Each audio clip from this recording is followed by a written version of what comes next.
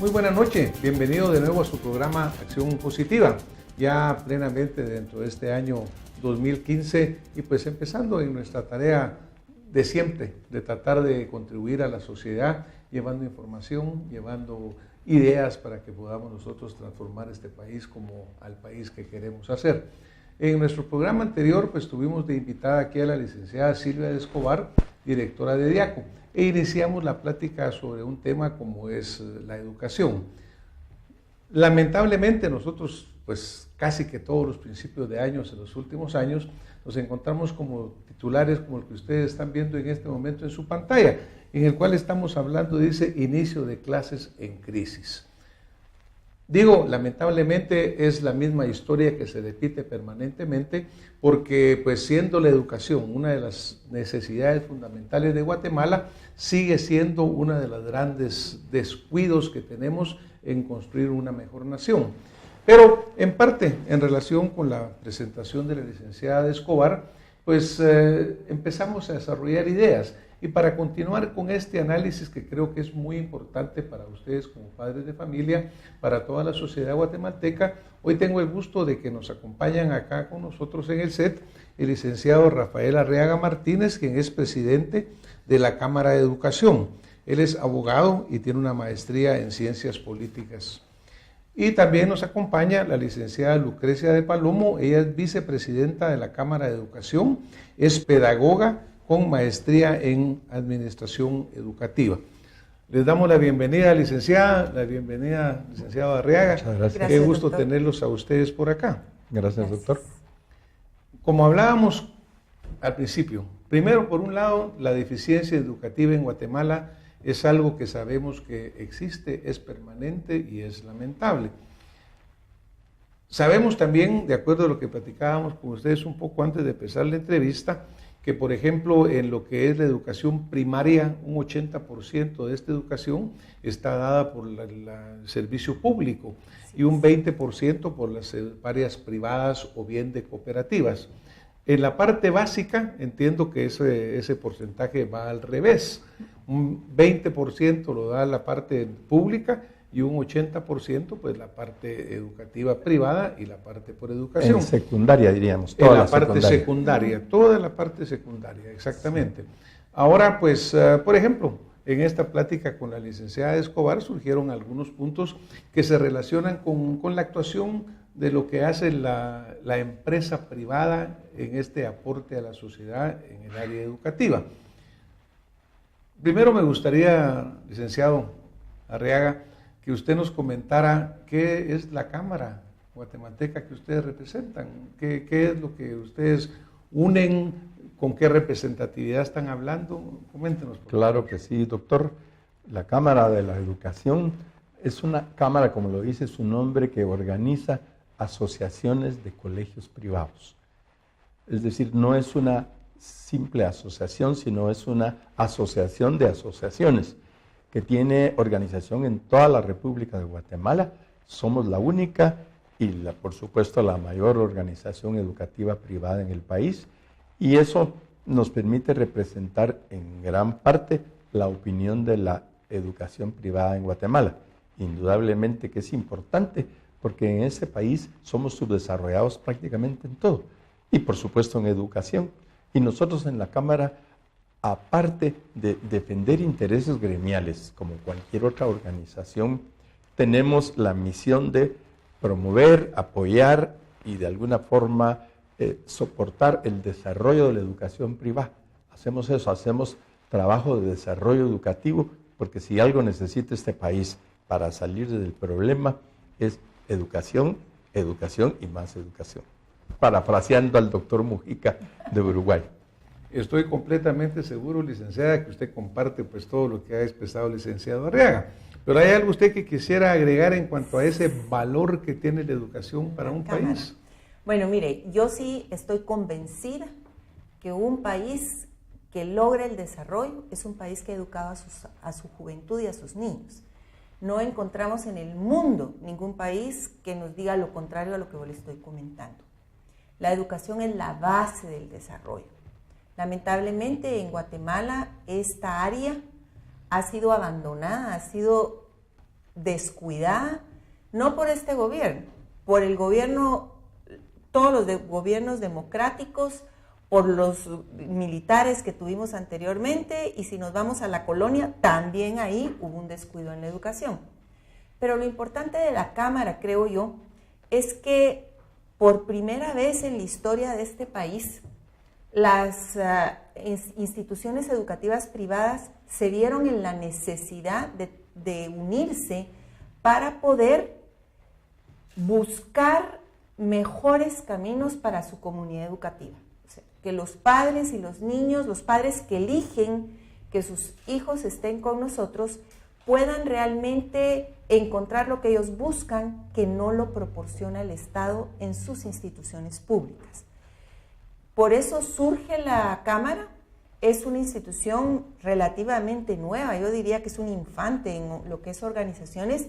Tenemos 5 años de estar funcionando ya con una acreditación jurídica, y es algo que le hacía falta al país, y por eso estamos hoy aquí con usted, porque sí creemos que es necesario que los padres de familia nos vean como no nos ha visto el Ministerio de Educación en estos muchos años, como aliados, como compañeros del viaje de sus hijos.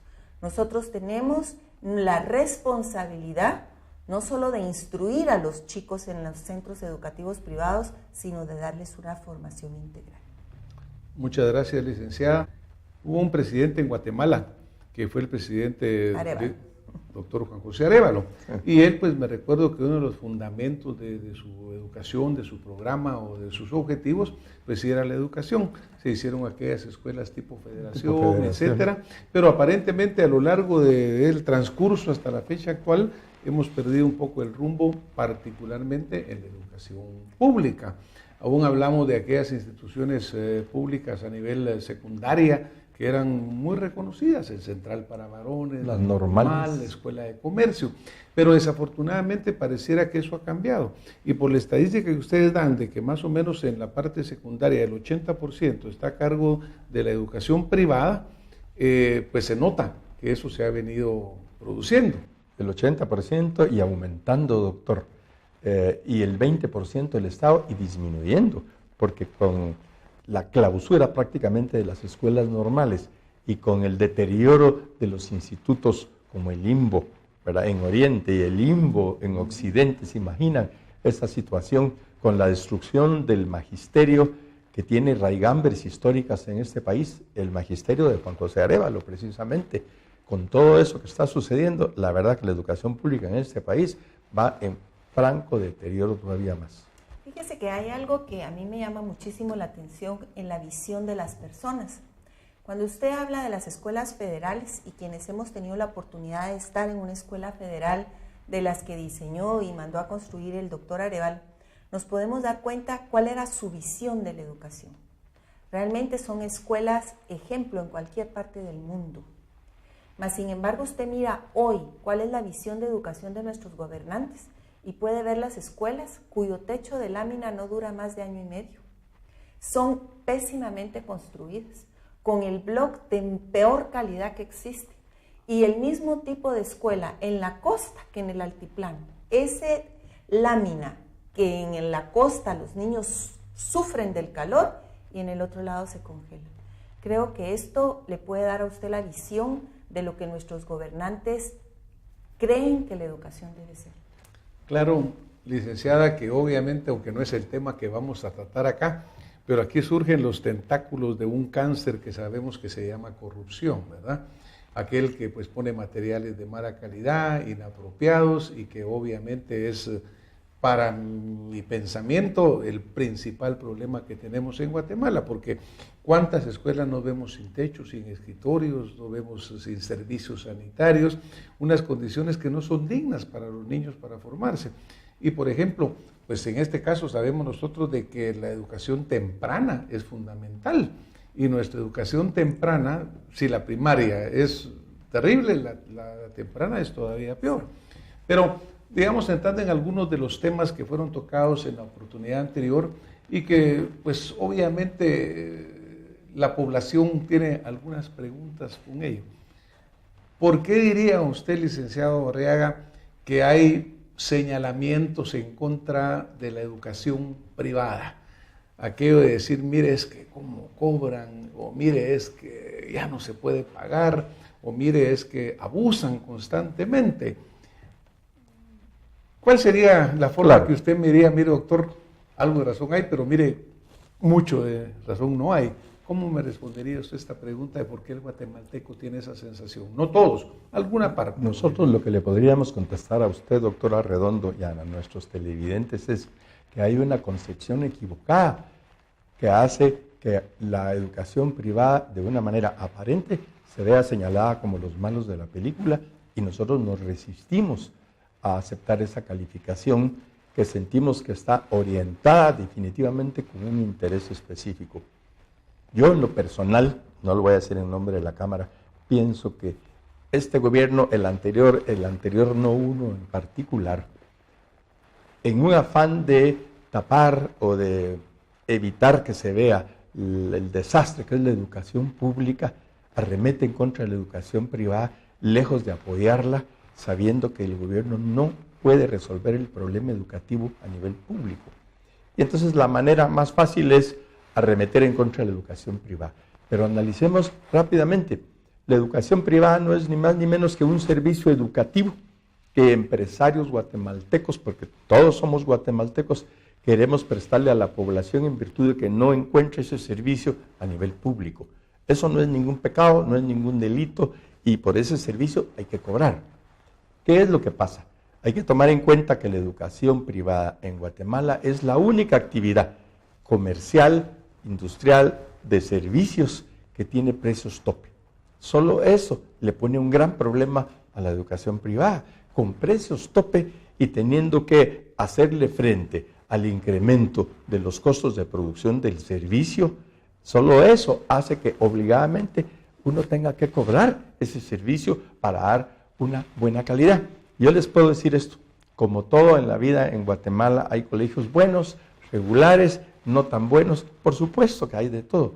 Al que le corresponde corregir las deficiencias de los colegios equivocados es al Ministerio de Educación, y eso no lo hace. Al contrario, yo sí les puedo asegurar, y aquí termino, que la calidad educativa de la educación privada en Guatemala va para mejor siempre.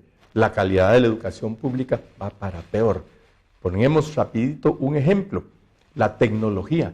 No hay colegio privado en Guatemala que no tenga laboratorios de computación, que no tenga definitivamente cañoneras en sus aulas de clase, que no tenga programas educativos en línea, que no tenga todo ese tipo de tecnología que nos pone a la altura de otros países.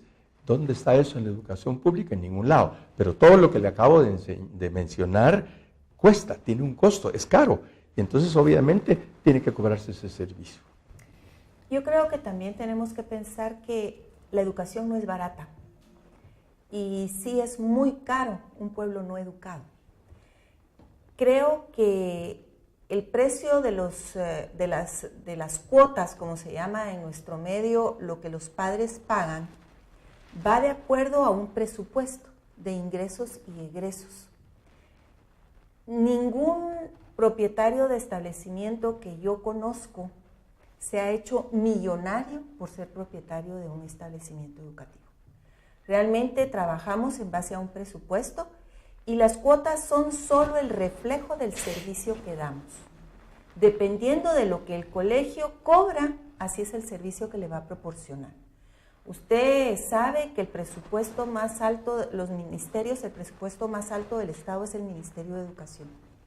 Mas, sin embargo, teniendo el presupuesto más alto, mire el estado en que están las escuelas. Entonces, si dicen que es muy cara la cuota que se cobra en los colegios privados, pues tendríamos que ver cuál es el servicio que se presta, cómo son las instalaciones de ese colegio. Claro, usted mencionaba algo, ¿verdad? Lo más caro es lo que no se tiene, ¿verdad? Porque el bien que no se tiene es carísimo.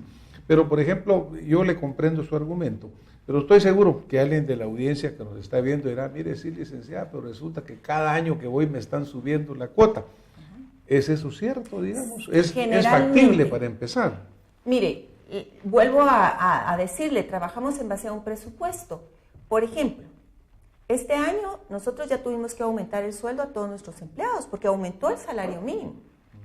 Por ejemplo, la luz sube todo el tiempo. O sea, nosotros trabajamos en base al mercado. ¿Qué es lo que nosotros vamos a gastar? Así es lo que el padre nos tiene que pagar.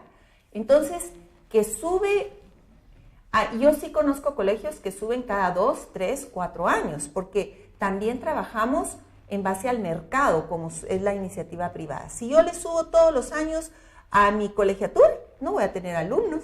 Entonces, ¿para qué quiero un colegio? Usted se autoexcluye. Nosotros nos regulamos en el mercado. La ley de la oferta y la demanda. La ley de la oferta y la demanda. Pero, por ejemplo, entiendo que la ley, de acuerdo como fue dicho acá en el programa anterior, permite que solo sea cada 3 años un incremento de un 5%. Así es.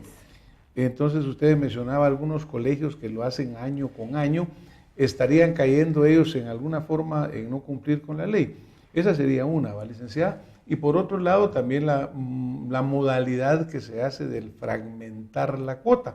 Es decir, mire, damos computación, sí, pero la cobramos por aparte de la cuota. Entonces resulta que el papá cuando llegue piensa que la cuota es esta y termina siendo el doble.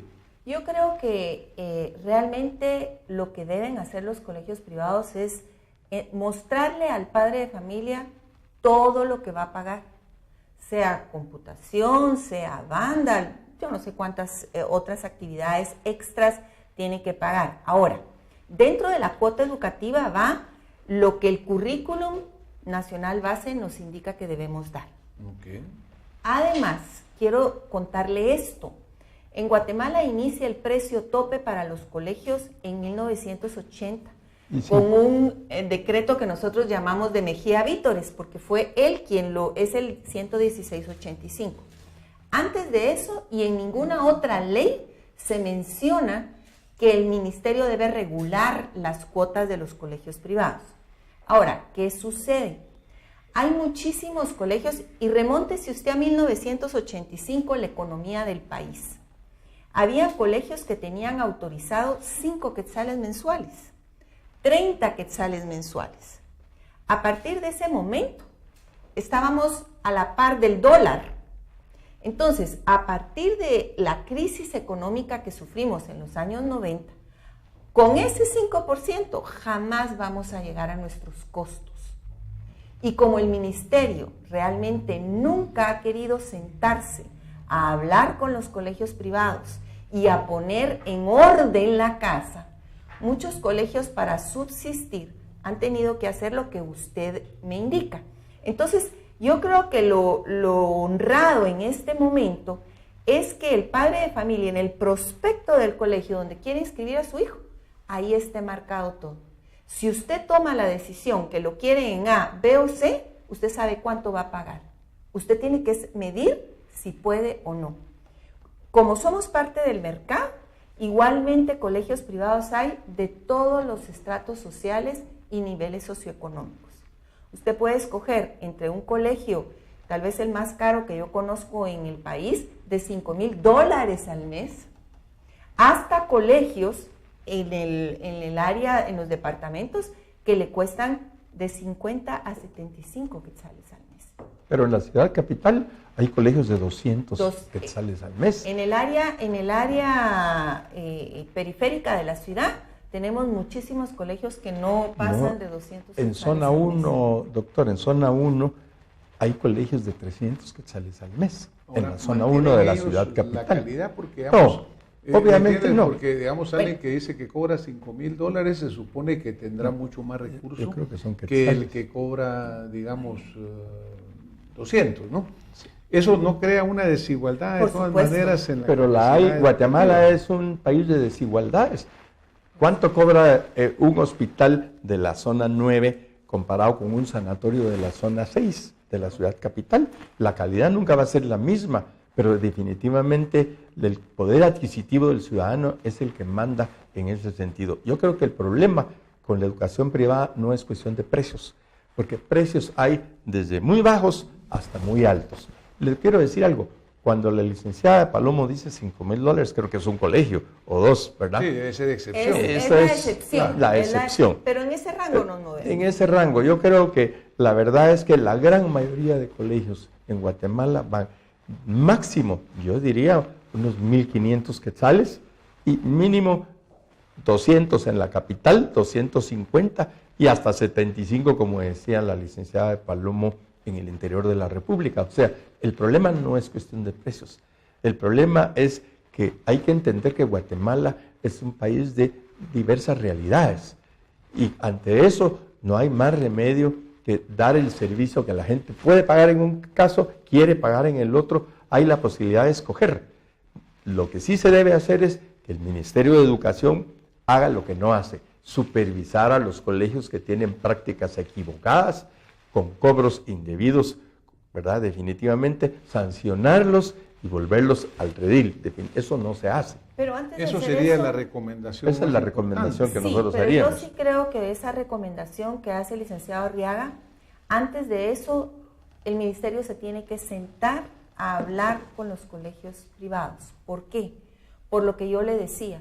Hay muchísimos colegios muy antiguos, sobre todo los religiosos, que tienen unos precios tan bajos que no pueden subsistir.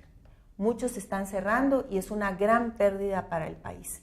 Creo que es necesario que nos sentemos a hablar de las realidades de este país.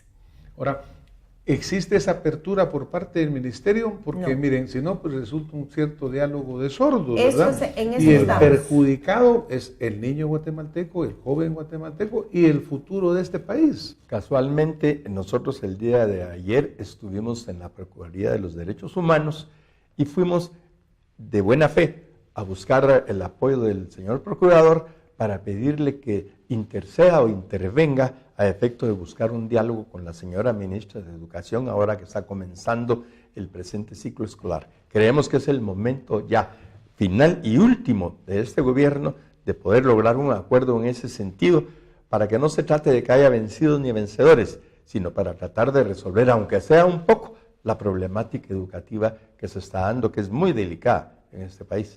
Yo les comentaba al principio del programa o cuando estábamos hablando fuera de cámara, licenciada, que en la televisión el tiempo vuela, ese reloj de arena es increíble cómo va. Pero como el tiempo nos va caminando, ¿usted qué mensaje sería el más importante que usted hoy quisiera compartir con el guatemalteco? Mire, yo sí quisiera compartir con todos los padres de familia, con el ministerio como rector de la educación del país, la importancia de esas alianzas que tenemos entre los padres de familia y entre los colegios privados y el ministerio. Es necesario que el padre de familia se empape de lo que el colegio de su hijo está haciendo y también los colegios que no pongan cuotas engañosas que no son conocidas por los papás en el mes de enero cuando los van a inscribir.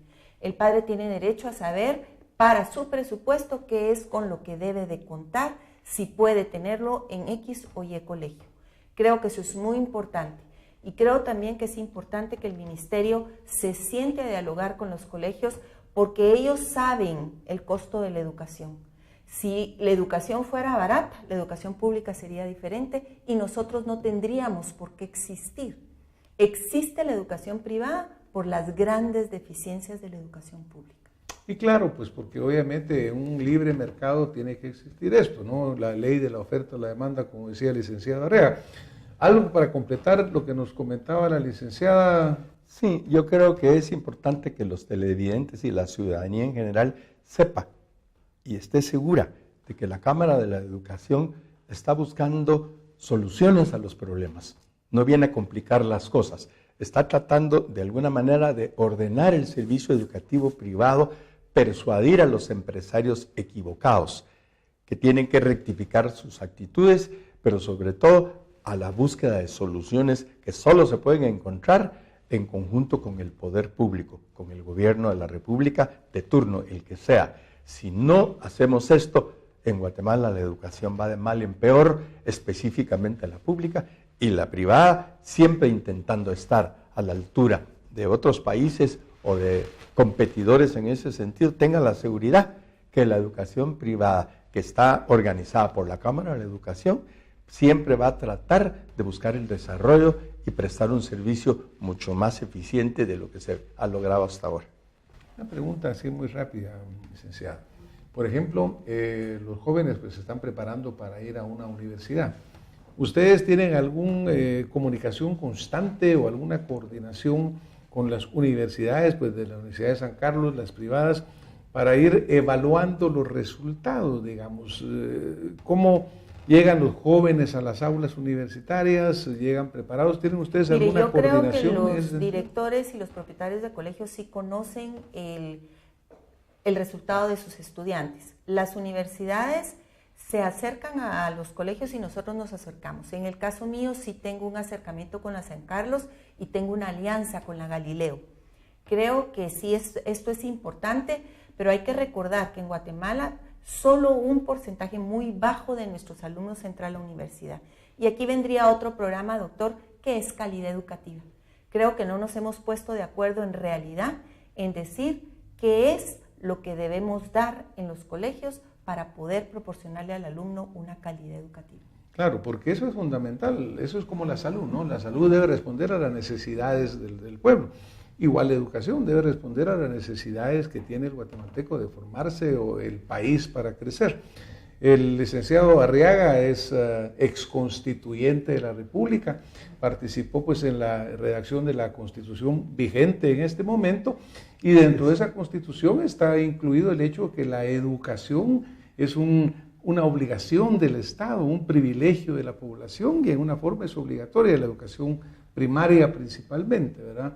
Ahora, licenciado, hablábamos con usted antes del programa de que países que quieran desarrollarse, que quieran salir adelante y que lo han hecho, tienen que seguir ciertas normas. Y hablábamos de que en un programa nuestro citamos las palabras de un ex primer ministro de la China, Wen Jiabao. Y a mí sí me gustaría leerlas de nuevo para recordarlas y se los vamos a poner a la audiencia allá en nuestra pantalla. Por ejemplo, Jiabao decía en el punto 3 de un decálogo que es muy importante. Dice, un país que quiere crecer debe producir los mejores profesionales del mundo. Y esto solo es posible si el Estado invierte por lo menos 5 veces más de lo que se hace ahora en educación. De lo contrario, el país se quedará estancado y no formará el talento que tiene y que podrían ser grandes profesionales. Si no se capacita de verdad a nuestro recurso humano, este perderá la competitividad en el mercado, la dignidad humana, su posibilidad de crecer y de generarse. Desafortunadamente nos vamos a tener que ir esta noche. Yo hablaba con nuestros distinguidos invitados que tenemos mucha temática más que hablar, pero como hoy el tiempo se nos acabó, les vamos a agradecer lo que nos han compartido y los invitamos desde ya a un próximo programa en Acción Positiva para seguir hablando sobre educación.